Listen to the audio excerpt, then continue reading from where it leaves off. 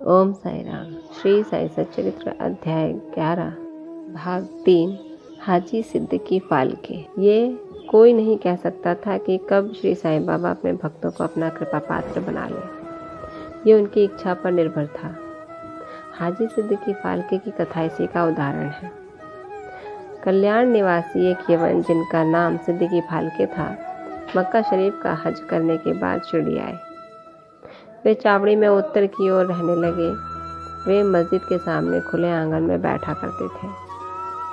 बाबा ने उन्हें 9 माह तक मस्जिद में प्रविष्ट होने की आज्ञा ना दी और ना ही मस्जिद की सीढ़ी चढ़ने दी। फाल्के बहुत निराश हुए और कुछ निर्णय न कर सके कि कौन सा उपाय काम में लाएं। लोगों ने उन्हें सलाह दी कि आशा न त्यागो। श्यामा श्री साईं बाबा के अंतरंग भक्त हैं। तुम उनके ही द्वारा बाबा के पास पहुंचने का प्रयत्न करो। जिस प्रकार भगवान शंकर के पास पहुंचने के लिए नंदी के पास जाना आवश्यक होता है, उसी प्रकार बाबा के पास भी श्यामा के द्वारा ही पहुंचना चाहिए।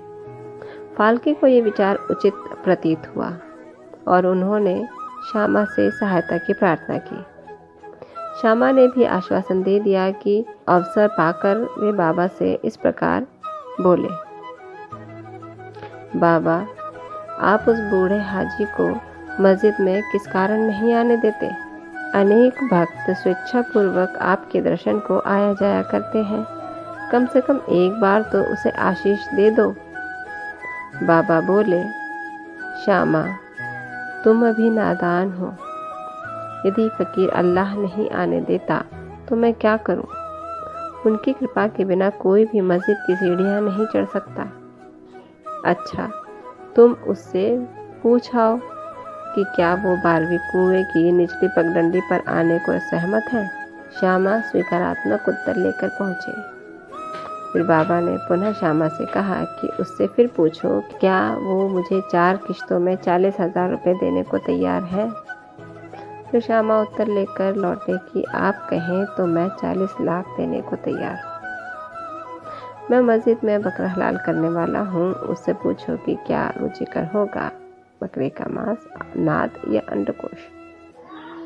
श्यामा यह उत्तर लेकर लौटे कि यदि बाबा के भोजन पात्र में से एक राज भी मिल जाए तो हाजी अपने आप को सौभाग्यशाली समझेगा। ये उत्तर पाकर बाबा उत्तेजित हो गए और उन्होंने अपने हाथ से मिट्टी का बर्तन यानी पानी की गागर उठाकर फेंक दी और अपनी कपनी उठाए हुए सीधे हाजी के पास पहुंचे। वे उनसे कहने लगे कि व्यर्थ ही नमाज क्यों पढ़ते हो? अपनी श्रेष्ठता का प्रदर्शन क्यों करते हो? ये वृद्ध हाजियों के समान वेशभूषा तुमने क्यों धारण की है? क्या तुम कुरान शरीफ का इसी प्रकार पठन करते हो? तुम्हें अपने मक्का हज का अभिमान हो गया है, परंतु तुम मुझसे अनभिज्ञ हो। इस प्रकार डांट सुनकर हाजी घबरा गया।